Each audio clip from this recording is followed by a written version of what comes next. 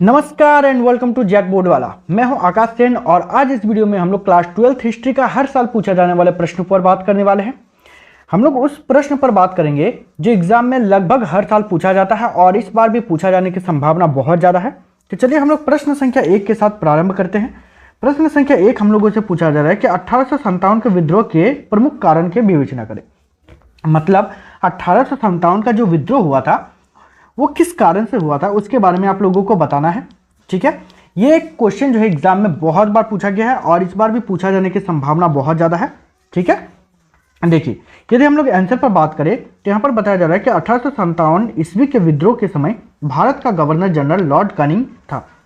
ठीक है, Lord Canning जो था वो उस टाइम भारत का गवर्नर जनरल था। ठीक है, डलहौजी ने गोद निषेध नीति और हड़प नीति के आधार पर अनेक राज्यों को जबरन ब्रिटिश साम्राज्य में मिला लिया। देखिए उनका डलहौजी ने एक नीति बनाया जिसके अनुसार कोई भी जो राजा है यदि उसका संतान नहीं है तो किसी भी बच्चे को गोद नहीं ले सकता है। ठीक है, और दूसरा है हड़प नीति।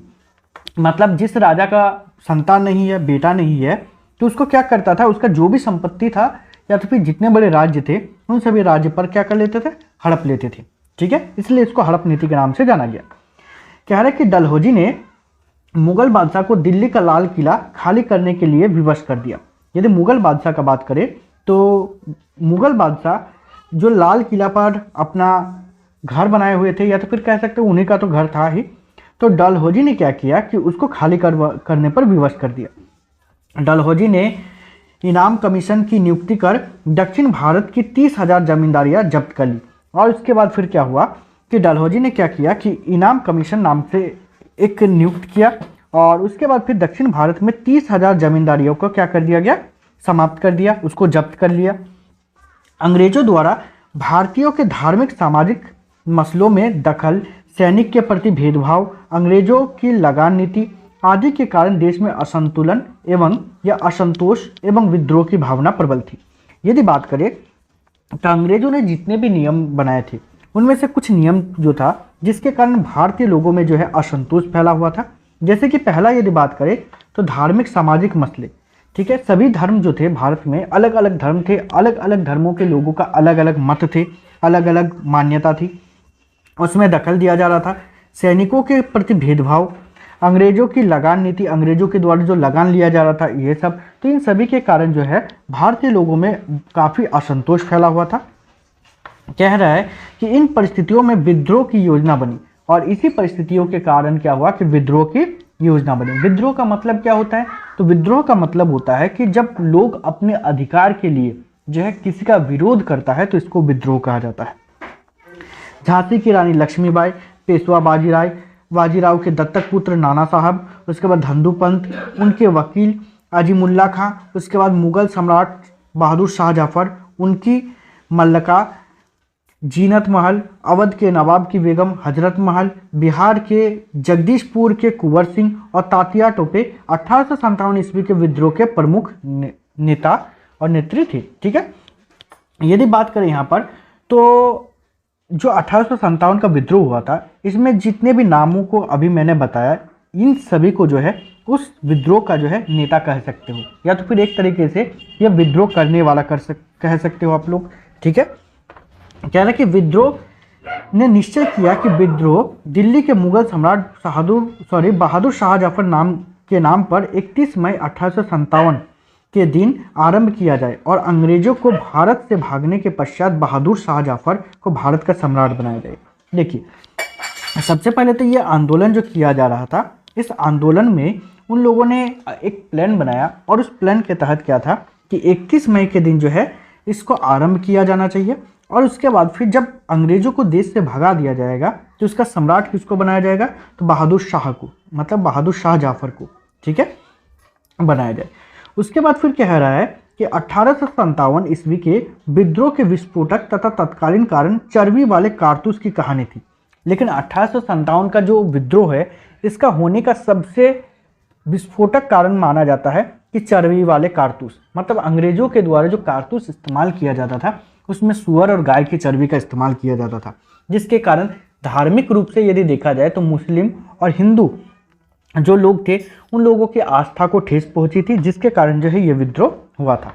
कह रहे कि सेना ने विद्रोह बंगाल आर्मी नामक रेजिमेंट से प्रारंभ हुआ। यदि बात करें तो ये विद्रोह जो है बंगाल आर्मी नामक जो रेजिमेंट थी उसी रेजिमेंट से क्या हुआ, ये विद्रोह आरंभ हुआ था। दुर्भाग्यवश कारतूस वाली घटना के कारण विद्रोह बैरकपुर छावनी के समय से पहले 29 मई 1857 ईस्वी को ही हो गया।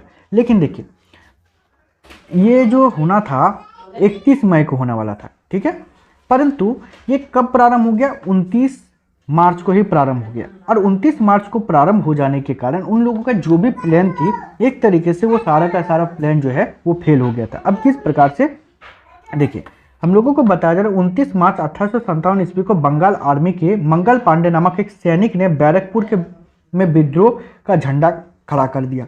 मंगल पांडे, जिसने एक अंग्रेज अफसर की हत्या कर दी थी, को बंदी बना लिया गया और उसे मौत की सजा सुनाई गई। देखिए यहाँ पर क्या आ रहा है कि जो ये होना था विद्रोह, तो ये विद्रोह जिस दिन होने का डेट था उससे पहले ही 29 मार्च 1857 को प्रारंभ हो गया। और जिसको करने वाले पहले व्यक्ति जो थे वो था मंगल पांडे। मंगल पांडे ने क्या किया कि इसको विद्रोह करना प्रारंभ कर दिया और एक अंग्रेज अफसर की हत्या कर दिया, जिसके कारण उनको बंदी बना लिया गया और उसको मौत की सजा सुनाया गया। इसके बाद विद्रोह पूरे देश में फैल गया, जिसके बाद क्या हुआ कि यह विद्रोह जो है पूरा देश में फैल गया। विद्रोह ने 11 मई 1857 ईस्वी को दिल्ली के लाल किले पर अपना अधिकार कर लिया और बहादुर शाह को भारत का सम्राट घोषित किया। देखिए उसके बाद फिर क्या हुआ कि 11 मई के दिन क्या हुआ कि जो दिल्ली था, दिल्ली के लाल किले पर अपना अधिकार फिर से भारतीय जितने भी सेना थे, मतलब भारतीय सेनानी थे, उन लोगों ने अधिकार किया और उसके बाद फिर जाकर के बहादुर शाह जफर को जो है भारत का सम्राट घोषित कर दिया। ठीक है, उसी के साथ कह रहा है कि नाना साहब ने कानपुर पर अपना अधिकार कर अपने को वहाँ का पेशवा घोषित किया। और उसके बाद नाना साहब ने क्या किया कि कानपुर पर अपना अधिकार जमा लिया और उसके बाद खुद को वहाँ का पेशवा घोषित किया। और बुंदेलखंड में झांसी की रानी लक्ष्मीबाई ने और मध्य भारत में तात्या टोपे नामक एक मराठा ब्राह्मण ने क्रांतिकारियों का नेतृत्व किया और विद्रोह का संचालन किया। और उसके बाद फिर बताया जा रहा है यहाँ पर बुंदेलखंड नाम का जगह जो है वहाँ से झांसी की रानी लक्ष्मीबाई, और मध्य भारत में एक स्थान है जिसका नाम है मराठा। ठीक है, आज वो मराठा का एरिया का यदि देखा जाए तो महाराष्ट्र के आसपास जो है सारा का सारा इलाका आता है। इन सभी से जो है तात्या टोपे ने क्या किया था, नेतृत्व किया था। और बिहार में जगदीशपुर के कुंवर सिंह ने विद्रोह का नेतृत्व किया। यदि बिहार से देखा जाए, बिहार में स्पेशली जगदीशपुर, यहाँ से कुंवर सिंह ने क्या किया था, इस विद्रोह का नेतृत्व किया था। उसी के साथ बताया जा रहा है कि विद्रोही सेनाओं के विरुद्ध फौजी कार्रवाई करने के पूर्व अंग्रेजों ने कई कानूनों को पारित किया और इनके अनुसार संपूर्ण उत्तर भारत में मार्शल लॉ लागू कर दिया। केवल शक के आधार पर किसी हिंदुस्तानी को कैद किया जा सकता था और उन पर मुकदमा चलाकर सजा दी जा सकती थी। अब देखिए अंग्रेजों ने क्या किया कि जब अंग्रेजों ने ये देखा कि उनकी सत्ता समाप्त हो रही है तो उन लोगों ने सबसे पहले तो पूरे देश में मार्शल लॉ लागू किया। मार्शल लॉ एक ऐसा नियम था जिसके अनुसार कहीं भी या किसी भी स्थान पर जो है 4 आदमी या उससे अधिक आदमी खड़ा नहीं हो सकता है।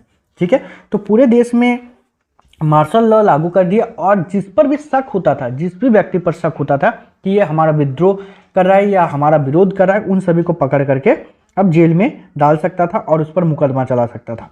ठीक है, कह रहे कि सिख एवं गोरखा सैनिकों की सहायता से विद्रोह के दमन में अंग्रेजों को सफलता मिली।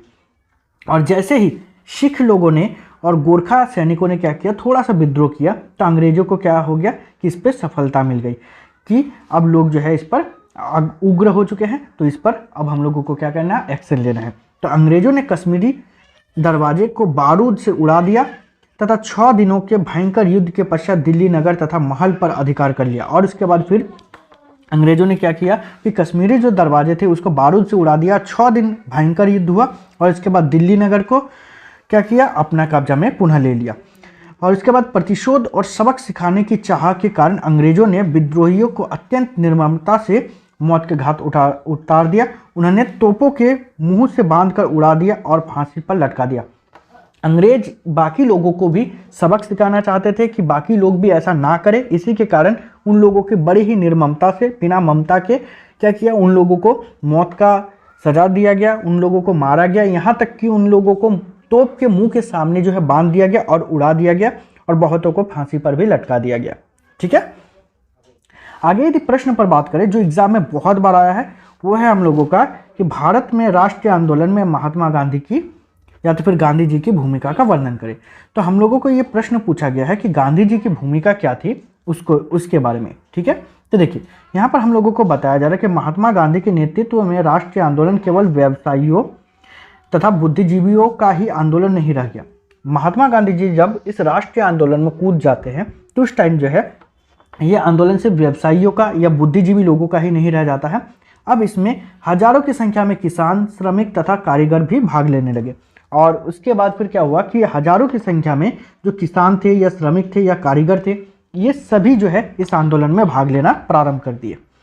इसी के साथ साथ हम लोगों को बताया जा रहा है कि गांधी जी ने सामान्य लोगों जैसे जीवन अपनाए। उन्होंने गरीब मजदूरों तथा किसानों जैसा वस्त्र पहने, उनका रहन सहन भी उन्हीं के जैसा था। अब गांधी जी चाहते थे कि सभी लोगों में अपनापन की भी भावना रहे, और इसी के कारण उन्होंने क्या किया कि बाकी गरीबों के जैसा ही क्या किया, वस्त्र पहने, और उनका रहन सहन भी बाकी लोगों की तरह ही था। ठीक है, आगे हम लोगों को यहाँ पर बताया जा रहा है कि गांधी जी ने स्वयं चरखा चलाया और दूसरों को चरखा चलाने के लिए प्रेरित किया। गांधी जी ने क्या किया कि खुद भी चरखा चलाया और बाकी लोगों को भी चरखा चलाने के लिए प्रेरित किया। सूत काटने के कार्य ने गांधी जी को पारंपरिक जाति व्यवस्था में प्रचलन मानसिक श्रम तथा शारीरिक श्रम के बीच की दीवार को तोड़ने में सहायता दी। यदि हम लोग बात करें तो गांधी जी ने जो ये सूत काटने के लिए जो चरखा का इस्तेमाल किया, गांधी जी ने किसानों तथा अन्य निर्धन लोगों के कष्ट को दूर करने का प्रयास किया। गांधी जी को पता था कि जब तक किसानों का और निर्धनों का कष्ट दूर नहीं होगा तब तक देश को आज़ादी नहीं मिल सकती है। और इसी के कारण उन्होंने क्या किया कि देश में जो निर्धन लोगों का जो कष्ट था या किसानों का जो कष्ट था उसको दूर करने का प्रयास किया था। ठीक है, आगे हम लोगों को बताया जा रहा है कि गांधी जी के चमत्कारों के बारे में अफवाहों ने उनकी लोकप्रियता को घर घर पहुंचा दिया, अतः बड़ी संख्या में लोग राष्ट्रीय आंदोलन में जुड़ गए। ठीक है, गांधी जी जो भी आंदोलन में हाथ देते थे उस टाइम, मतलब जो भी आंदोलन करने का प्रयास करते थे, जैसे कि 1916, 1917 और 1918 को स्पेशली उन्होंने जो जो आंदोलन किया था लगभग वो सभी आंदोलन सफल रहे थे, जिसके कारण उनकी लोकप्रियता जो है बढ़ गई और लोग जो है उनके साथ और ज़्यादा जुड़ने लगे, क्योंकि लोगों को ये पता चलने लगी थी कि यदि गांधी जी के साथ जुड़ जाते हैं तो किसी ना किसी प्रकार से हम लोगों को आज़ादी मिल जाएगी। ठीक है, गांधी जी के नेतृत्व में देश के विभिन्न भागों में कांग्रेस की नई शाखाएं खुली, और गांधी जी के नेतृत्व में ही कांग्रेस की नई शाखाएं खुली। रजवाड़ों ने राष्ट्रीयवादी सिद्धांतों को बढ़ावा देने के लिए प्रजामंडलों की स्थापना की, और जो रजवाड़े थे, जो राजा वंश के लोग थे, उन लोगों ने राष्ट्रवादी सिद्धांत को बढ़ावा देने के लिए प्रजामंडलों की स्थापना की। ठीक है, आगे हम लोगों को बताया जा रहा है कि गांधी जी ने राष्ट्रवादी संदेश का प्रसार अंग्रेजी भाषा की बजाय मातृभाषा में करने पर बल दिया। देखिए अंग्रेजों ने क्या किया कि गांधी जी ने जो राष्ट्रवादी संदेश था उसको अंग्रेजी भाषा के बजाय उन्होंने मातृभाषा में उसका प्रसार करने के लिए कहा, इसीलिए ताकि लोग जो है उनके बातों को जल्दी से जल्दी समझ जाए और उनके साथ जुड़े, लोगों में अपनापन की भी भावना उत्पन्न हो। ठीक है, इसी के कारण जो गांधी जी ने मातृभाषा में ही ज़्यादा बल दिया था। इसी के साथ कह रहा है कि राष्ट्रीय आंदोलन के आधार को मजबूती देने के लिए गांधी जी ने हिंदू मुस्लिम एकता पर बल दिया, और इसके बाद फिर राष्ट्रीय आंदोलन को ज़्यादा मजबूती देने के लिए गांधी जी ने हिंदू मुस्लिम एकता पर ज़्यादा बल दिया था। ठीक है, गांधी जी के आकर्षक व्यक्तित्व के कारण देश के विभिन्न भागों तथा वर्गों से आए उनके प्रतिभाशाली नेता राष्ट्रीय आंदोलन का अंग बन चुके थे या अंग बन गए। देखिए और भी जो अलग अलग देशों से, अलग अलग जगहों से जो नेताएं हमारे देश में आए थे या हमारे देश में ही थे, वे लोग जब गांधी जी के इतने प्रतिभाशाली तरीका को देखा ना, तो वे लोग भी जो है गांधी जी के साथ ही जुड़ गए। ठीक है, इसी के साथ साथ कह रहा है कि उन्होंने इस बात पर बल दिया कि स्वतंत्रता प्राप्ति के लिए त्रुटिपूर्ण समाज का होना अनिवार्य है। महात्मा गांधी जी ने इस बात पर अधिक बल दिया कि यदि देश को स्वतंत्रता चाहिए तो इसके लिए सबसे जरूरी चीज़ जो है वह है त्रुटिपूर्ण समाज, मतलब समाज में किसी भी प्रकार का त्रुटि नहीं होना चाहिए। ठीक है, एक प्रश्न है हम लोगों का, ये एग्जाम में बहुत बार पूछा गया है ठीक है, आप लोग पिछले बार का या तो फिर किसी साल का तो आप लोग क्वेश्चन बैंक उठा करके देख सकते हो, ये क्वेश्चन बहुत बार पूछा गया। हाँ, लेकिन प्रश्न हर बार जो है चेंज हुआ है। ठीक है, आंसर वही होगा लेकिन प्रश्न चेंज हुआ है। अब यदि बात करें, कह रहा है क्या आप इस तर्क से सहमत है कि हड़प्पा सभ्यता के शहरों की जल निकास प्रणाली नगर योजना की ओर संकेत करती है। मतलब क्या आप इस बात पर सहमत है कि वहाँ के जो जल निकासी की प्रणाली जो थे उससे ये स्पष्ट होता है या ये सिद्ध होता है कि वो एक नगरीय सभ्यता थी। ठीक है, अपने उत्तर के कारण भी बताना है आपको। या फिर कभी कभार ऐसे प्रश्न पूछा जाता है कि हड़प्पा सभ्यता की नगर योजना की प्रमुख विशेषता का वर्णन करना है। हड़प्पा सभ्यता जो है उस समय की नगर योजना की प्रमुख विशेषता जो है इसके बारे में वर्णन करना है। या फिर कभी कभार इसको प्रश्न को घुमा करके कुछ इस प्रकार देता है कि मोहनजोदड़ो की नगर निर्माण योजना की प्रमुख विशिष्टताओं का उल्लेख करें कि नगर जो मोहनजोदड़ो है तो वहाँ की नगर निर्माण योजना जो थी उसके विशिष्टताओं के बारे में आप लोगों को उल्लेख करना है या वर्णन करना है या टिप्पणी करना है, जो भी आपको बोलेगा इसका मतलब होता है कि आपको उसके बारे में लिखना है। ठीक है, चलिए आगे यदि हम लोग बात करें आंसर पर, तो देखिए आंसर में हम लोगों को बताया जा रहा है हड़प्पा सभ्यता के शहरों की जल निकासी या निकास प्रणाली और नगर योजना हड़प्पा के शहरों की जल निकास प्रणाली योजना की ओर संकेत करती है। यदि हम लोग बात करें तो शहरी जल निकासी प्रणाली की ओर संकेत करती है। इसके निम्नांकित कारण, कुछ कारण भी दिया है और उस कारण के आधार पर हम लोग बता सकते हैं कि हाँ वास्तव में ऐसा था। तो देखिए सबसे पहले कह रहा है कि शहरों के नक्शे को देखने पर यह जान पड़ता है कि सड़कों और गलियों को लगभग एक ग्रिड पद्धति से बनाया गया था और वो एक दूसरे को समकोण पर काटती थी। यदि हम लोग बात करें तो वहाँ के सड़कों का बनावट या तो फिर वहाँ के सड़क जो नाली है उसकी बनावट को देख करके हम लोगों को यह पता चलता है कि वो एक विशेष प्रकार की ग्रिड पद्धति से बनाया गया था और जो एक दूसरे को समकोण पर काटती थी। किस प्रकार से, जैसे कि मान लेते ये एक सड़क है, ठीक है, और दूसरा सड़क जो बनाया जाता था कुछ इस प्रकार से। तो यहाँ पर आप लोग देखोगे कि यहाँ पर जो है समकोण बन रहा है। ठीक है, हर जगह समकोण बन रहा है। ठीक है, तो इस प्रकार से हम लोगों को देखने को मिलता है कि वहाँ पर भी कुछ इस प्रकार से बनाया गया था। आगे कह रहा है कि नालों का निर्माण यहाँ पर बताया जा रहा है कि नालों का निर्माण हड़प्पाई शहरों की सबसे अनूठी विशिष्टता थी। यदि नालों का निर्माण का देखें तो वो सबसे अनूठी विशिष्टता थी। यह स्वयं में इस बात का प्रमाण है कि सिंधुवासी नियोजित शहर निकासी प्रणाली को अपनाए हुए थे और इससे हम लोगों को यह पता चलता है कि सिंधुवासी जो हड़प्पा सभ्यता जो लोग हैं या तो फिर हड़प्पा सभ्यतावासी उसको सिंधुवासी भी कहा जाता है। क्यों कहा जाता है? क्योंकि वे लोग सिंधु नदी के किनारे रहते थे। ठीक है, इससे हम लोगों को पता चलता है नियोजित जल निकासी। नियोजित जल निकासी का मतलब होता है कि एक योजना बना करके एक अच्छे तरीका से एक इंजीनियरिंग मॉडल से जो है जल निकासी प्रणाली बनाया गया था। ठीक है, शहरी बनावट को देखने से ऐसा जान पड़ता है कि पहले नियोजित ढंग से नालियों के साथ उनके निकट आवास का निर्माण किया जाता था। तो वहाँ का जो बनावट है इसको देख करके ऐसा लगता है कि जो नालियाँ बनाई गई थी, ऐसे जैसे नालियाँ है और नालियों के बगल बगल कुछ इस प्रकार से घर बनाया गया था। ठीक है, और उसी के साथ साथ कह रहा है कि यदि घरों के गंदे पानी को शहर की गलियों से जोड़ना था तो प्रत्येक घर की कम से कम एक दीवार से गली सटा होना जरूरी होता था।